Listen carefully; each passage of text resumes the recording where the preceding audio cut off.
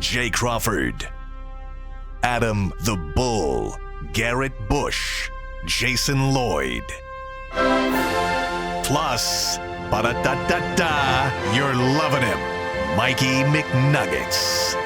And so many big names, it would take me hours to say all of their names. You're watching the PCC Airfoils Ultimate Cleveland Sports Show. PCC Airfoils, keeping the engines of change moving forward. Booyah!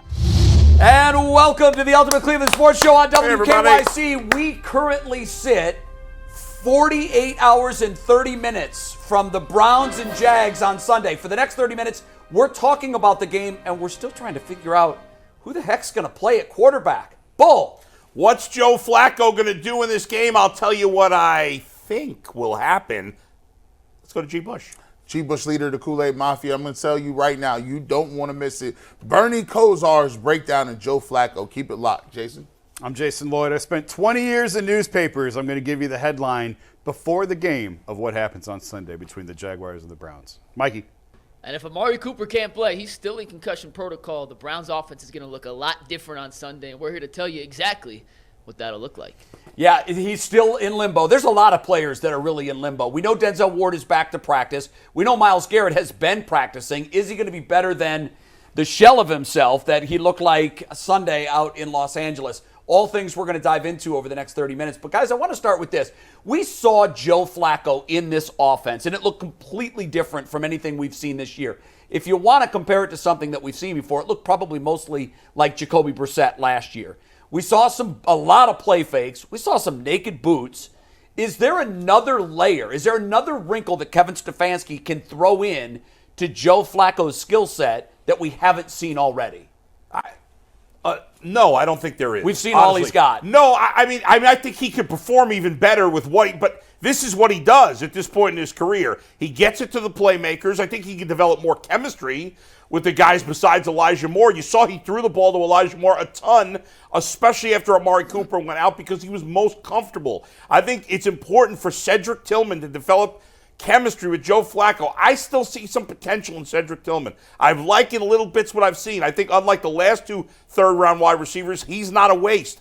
And I think that can develop. But in terms of his game plan, what else can they do? He's not going to run. I don't know what they can do. He didn't get faster over the week. That's the thing. It's the lack of a mobility that tells me that it sort of is what it is. What I think they can add wrinkles is some of the pre-snap motion and some of the misdirections that we've seen out of Kevin's offenses in past years. Maybe not as much this year because the quarterback play has been limited most of the year for various reasons. So I think the package is what it is. I don't know that you're going to see a lot of variations, but I do think that they're – with another week of practice, we talk on the show how important those Wednesday, Thursday, Friday practices are. You might see a few more wrinkles, but I don't think it's going to look drastically different. What we saw Sunday was drastically different than what we've seen most of the year. Right. With a lot of the deep shots down the field, I don't think you're going to see much different than what we saw. G? I do think there's another layer to his playbook, and I'm going to tell you why.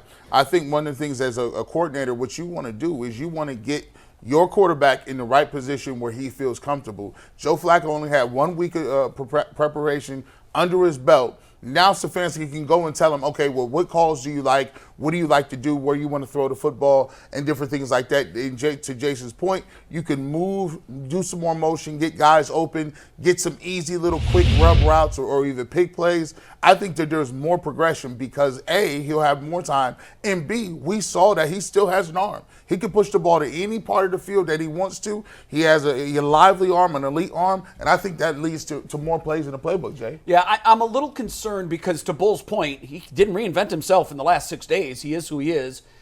Now there's more tape on there's tape at all on Flacco in Stefanski's offense. Teams are very familiar with what Joe Flacco did. They just didn't know how Kevin Stefanski was going to use him. Now Jacksonville will know. Here's what scares me. They had a lot of success off of the play action.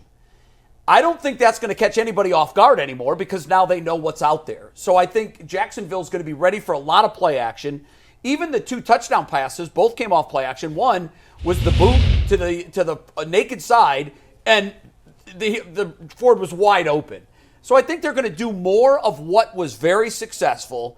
And that's about all we're going to see. We're not going to see any, magical difference in the playbook week to week. But if you do, with play action, the way Joe does it, it's still going to fake guys, even if you know it's coming, because you still, for a moment, are going to think it's a run. If they're running a lot and successfully, which I think they have to do. I've been saying it the last 2 weeks. I'm going to say it again.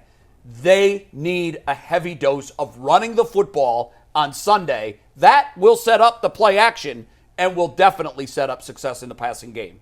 Run it, do what you do, be successful with it, and don't quit on it too early. Stay with it, balanced attack. All right, we mentioned Amari Cooper still in concussion protocol. That is somewhat concerning, but Bull made a great point. Just because he's still in protocol doesn't mean he can't clear it in the next 48 hours. It happened just last week. Yeah, 2 Sundays ago, Chris Olave had a concussion, left the game early, same as Amari Cooper did this past Sunday. Last Friday, 5 days after that game, same as Amari Cooper, Chris Olave was practicing but not cleared from concussion protocol. I don't remember exactly when he got cleared, Saturday or Sunday morning. But he did play. But he played on Sunday. Amari Cooper doesn't mean, they're two different brains. No. But, the fact there's a chance. The fact that he's practicing makes you think he's got a decent chance to play. If he can't go, who replaces his production? Because he's been the safety blanket for this rotating quarterback carousel that we've seen.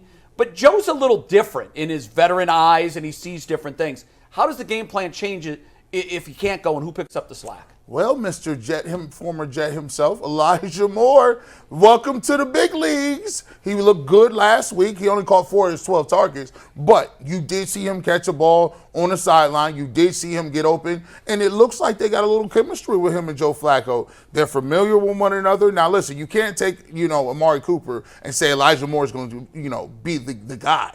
But if you're looking for a guy who has some chemistry, Elijah Moore is a guy that is available. Certainly he looked to more than any other quarterback has in his one game last Sunday, and I do think you're right. I think it goes back to their Jets days. There's at least a little rhythm and familiarity there. Cedric Tillman is starting to emerge. We've seen the last couple of weeks. If I have to pick one guy, it's going to be Elijah Moore. But I do think Tillman can have a role here. But I think Moore already has his role. Like, he already established his role with Flacco last week. He had the 12 targets. I think if Amari Cooper doesn't play the whole game, I think it's Cedric Tillman that's going to be asked to do more, as I don't know that he's going to target Elijah Moore more than 12 times. I don't think his targets are going to change. I think Tillman's got to step up. All of those are logical answers, but you're missing the obvious.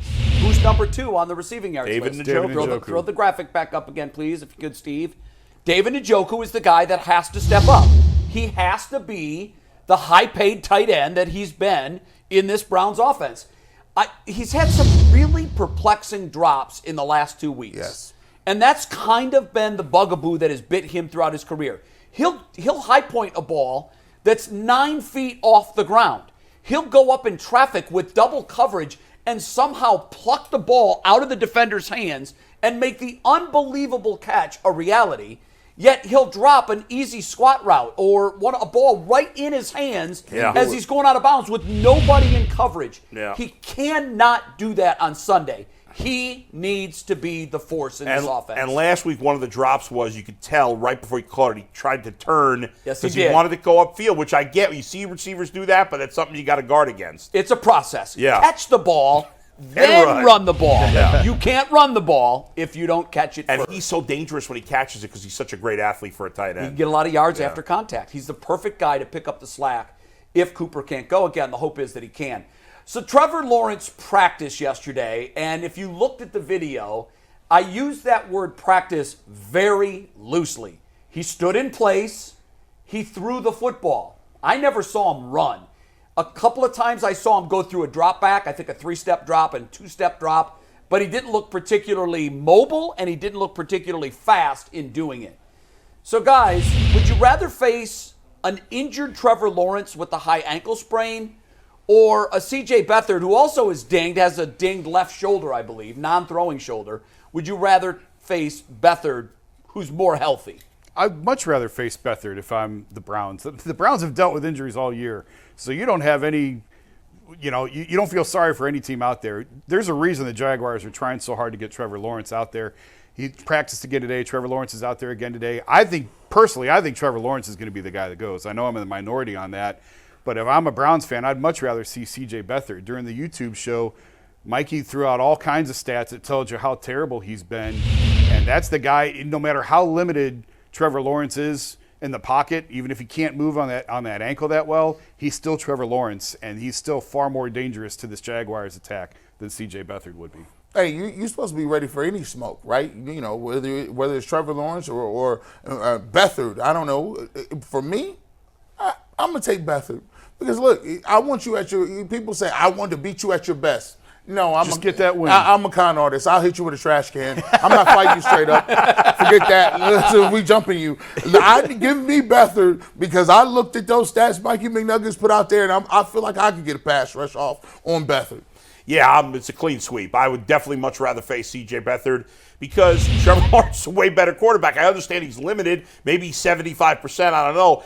The comparisons with Joe Burrow, the thing I'll say, because Joe Burrow obviously didn't look like himself early in the year, but Burrow's injury was a muscle injury, right? That was a calf. You're playing and you don't want to pull it again. Whereas the sprained ankle, it's more about just pain tolerance. And if they shoot it up, I don't think it's going to be a factor in the game. Yeah. Now, maybe I'm crazy, I don't know. But yeah, I'd rather face 100% CJ Beathard than a 75% Trevor Lawrence. All right, it's not a clean sweep. I'll be the voice of dissent here. Okay. You can give me an injured Trevor Lawrence, and here's why. And I know you mentioned Burrow because I talked about it in the YouTube show. Early in the season, now we have a little bit of results on Browning, and we saw what he was able to do.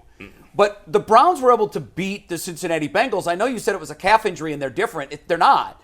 It limited his ability to run out of the pocket, which that's a huge part of Joe Burrow's game. That is. It, too, is a huge part of Trevor Lawrence's game. The Browns knew that he was going to stay in the pocket. They were able to tee off on him and keep him from hurting them. They'll do the same thing to CJ Beathard. They will bring pressure. They're not as worried about him climbing in the pocket. Lawrence, I'm sorry. They're not as worried about him climbing the pocket because he can't run. So now he's one-dimensional. They were able to beat a one-dimensional Burrow in the Bengals, and I think they can beat a one-dimensional Jacksonville Jaguars team if Trevor Lawrence is only able to drop back and throw the football. All right, how good was Joe Flacco last week? When the Ultimate Cleveland Sports Show comes back on WKYC, one of the greats to ever do it in Cleveland, Bernie Kosar, is effusive in his praise for a couple of throws in particular. He breaks them down. The Ultimate Cleveland Sports Show comes right back.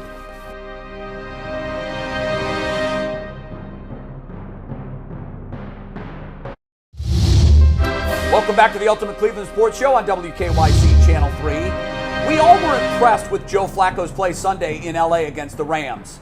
I'm not sure anyone was more impressed than Bernie Kosar, who's here now with Mikey McNuggets to break down two throws in particular. Guys? Thanks, Jay. Joe Flacco had a tremendous debut for the Cleveland Browns, and who better to talk Browns quarterback play than this guy, Bernie Kosar, the legendary Browns quarterback. And Bernie, you're amazed that Joe Flacco was able to come off his couch in 2 weeks and make some of the throws he did against Los Angeles. And we're going to start with a 3rd and 14 dot to Amari Cooper. Amazed, excited that 2 weeks ago he was on the couch, and here we are on the first 3rd down of the game. Here we go. Look at the safety at the top of the screen there. Looking like a 2-deep coverage, going to double Amari Cooper. At the snap, Joe Flacco, the veteran quarterback, sees him coming down into man coverage. Inside technique by the corner on Amari Cooper. But look at number 15 here. Set his feet, make that throw before Amari Cooper comes out of his route.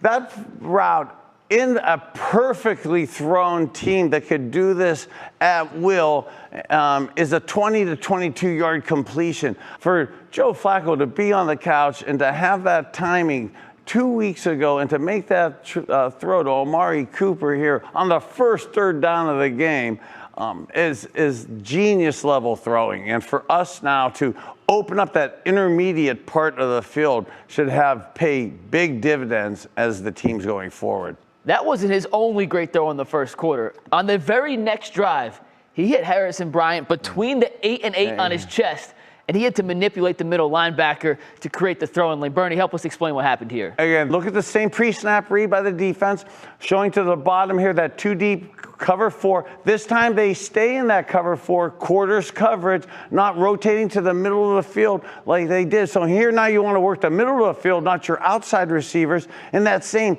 20 to 22-yard area. Look at the man number 15. Use his eyes to keep that middle linebacker right over him, making that little step to the left. That gives him just that window to carve that beautifully carved spiral right in that seam right there. Again, at that 20 to 22-yard area where it's almost impossible for a defense to stop a throw like that. To be able to squeeze in that throw to Harrison Bryant on massive timing. Once again, that ball's thrown, Mike, for Harrison Bryant, just like that ball's thrown before Amari Cooper even considers coming out of his route. So that takes usually a whole offseason, training camp, a whole season of real football to do it.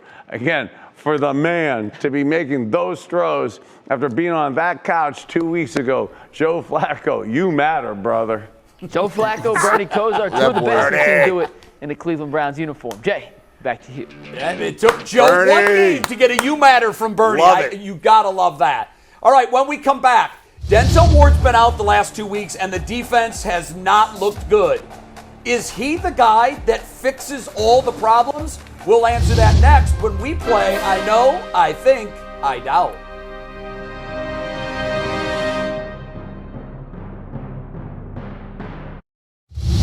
A little more than 48 hours from kickoff at Cleveland Browns Stadium. It is the Jacksonville Jags against the Cleveland Browns, who have dropped 2 in a row. They desperately need to pick up a win this week.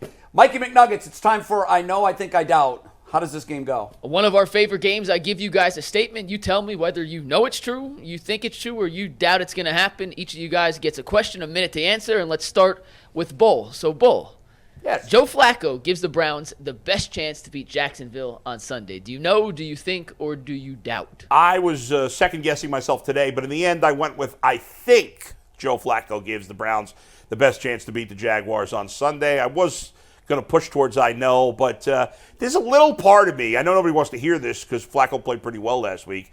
There's a little part of me that thinks if they just, obviously he got hurt, so there was no choice, but that if they had stuck with DTR, that he would continue to get better. I still believe that at this point in their careers, DTR's potential upside is higher than Flacco. It's hard to make that argument right now, but I believe that. I don't know if we'll see. I don't like the idea of committing to Flacco for the rest of the year.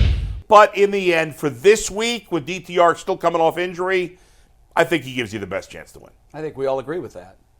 Awesome. For right G. now, Bush, for 1 week. you're up next. Yes, sir.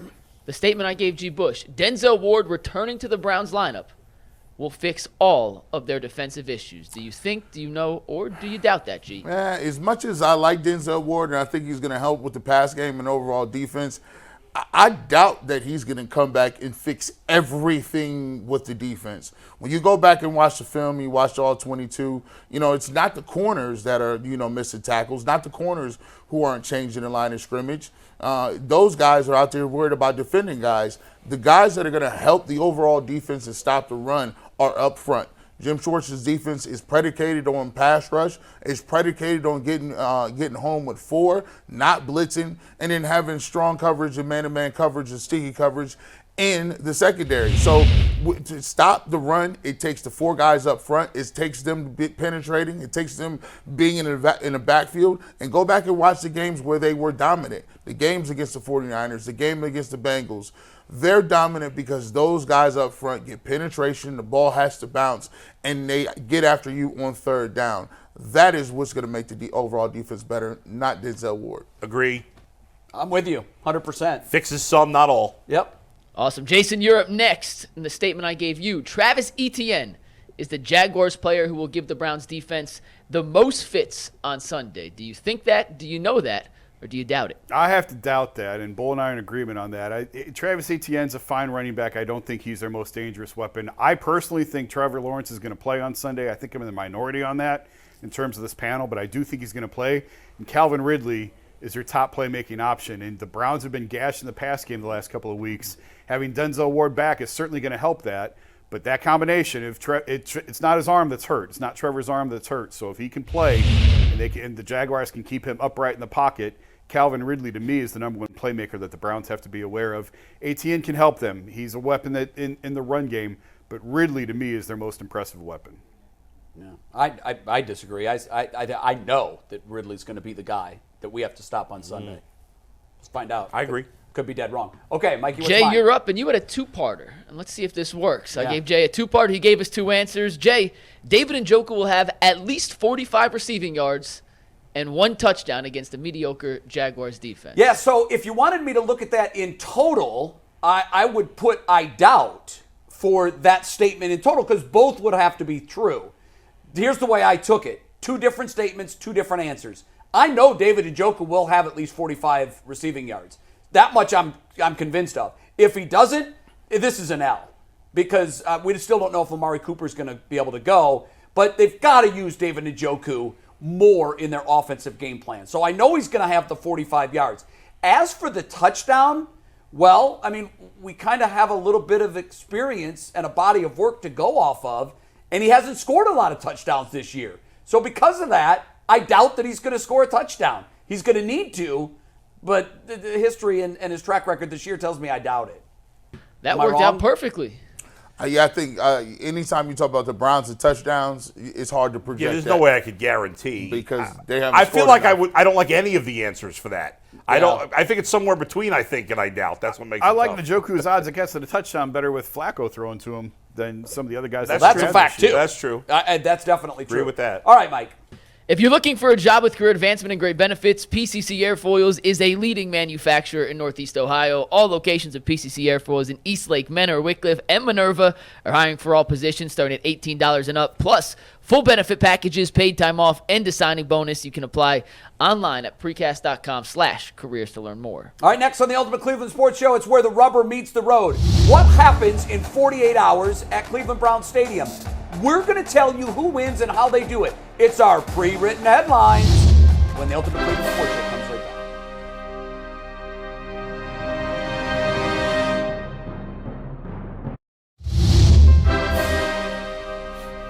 It's our favorite time of the show. Who wins the game and how do they do it? Pre-written headlines, Mr. Kool-Aid. G. Bush, you're first.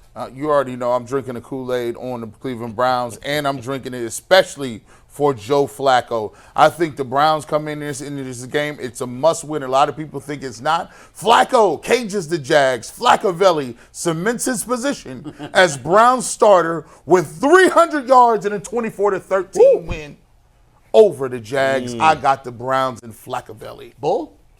Yeah, I got the Browns winning too. I didn't think I was going to at the beginning of the week, but with Ward back and Trevor Lawrence gone, corner back Denzel Ward picks off Beathard in a 24-17 win. I like that a lot. Corner back. There you go. Well Got done. the comma in there. Very good. Jay, there you go. It's me. I knew I'd mess that up. All right, so as the only one on this panel to correctly pick the winner of last Sunday's game, Oh, here we go. That's true. you will be loving the fact that I am picking the Browns to win What? on Sunday. That's right. Browns playoff train back on track. I have the exact same score as G. Bush. Ooh. That's crazy. Yeah. 24-13, the Browns moved to 8-5. Jason. Well, it's a clean sweep so far because Miles didn't look great last Sunday in L.A. with an extra week of rest. Heavy Miles is going to break down the Jags. You know how those sports cars go. Okay, I see what you did. High The mileage newspaper guy cars. strikes again. Newspaper guy strikes again. Browns defense corrals Jacksonville. 2017 win. I do think it's going to be close. I was hedging to wait and see if I thought Lawrence was going to play, and then I thought, you know what? I think the Browns are winning either way. Very good. We all have them scoring 20 or more points. Yeah, which they may need it. Mikey. Will it be a clean sweep? I feel the drama and the course. dramatic flair. I So know. I'm You're just not gonna let picking it against them. Let it sit for a sec. Yeah. That's the Stephen A. Smith pause. I learned it from the best. How about this? Browns win the battle of the backups. Ward's return turns Jags into scaredy cats as Flacco picks up his first dub in a Cleveland uniform. All right, so it is a clean sweep. Yep. Unlike How about last. That's very dangerous. Yeah, I know. I think I believe that early in the season when we were doing this, when everybody went one way, we were wrong. I don't know about that. We got to go back and check that. It just feels to me like there was weeks where we all picked I the think Browns to we've win nailed and they them pretty didn't well. win. The Bengals, we all picked them and they won. There have been quite a few weeks where we all picked them and they won. I picked them to lose at Denver, and you picked them to lose at the Rams. Yeah, I and they picked them- did. I mean, picked them to G lose at and Seattle. Mike, I think, have picked them to win every week. Well, G will pick them. No, G picked them to lose every Seattle. week. This shows lose its Seattle, existence. that's right. Losing yeah. Seattle. You yep. did? Yeah, yep. Wow, I don't even remember That's a that. fact. All right, that's going to do it for another episode of the Ultimate Cleveland Sports Show. Remember, you can watch us every Monday through Friday, 11 to 1 on our YouTube channel. You can time shift it and watch it whenever you are free. Just type in UCSS when you go to YouTube. Enjoy the game, watch the 2-minute warning on Sunday, and go Browns! Peace.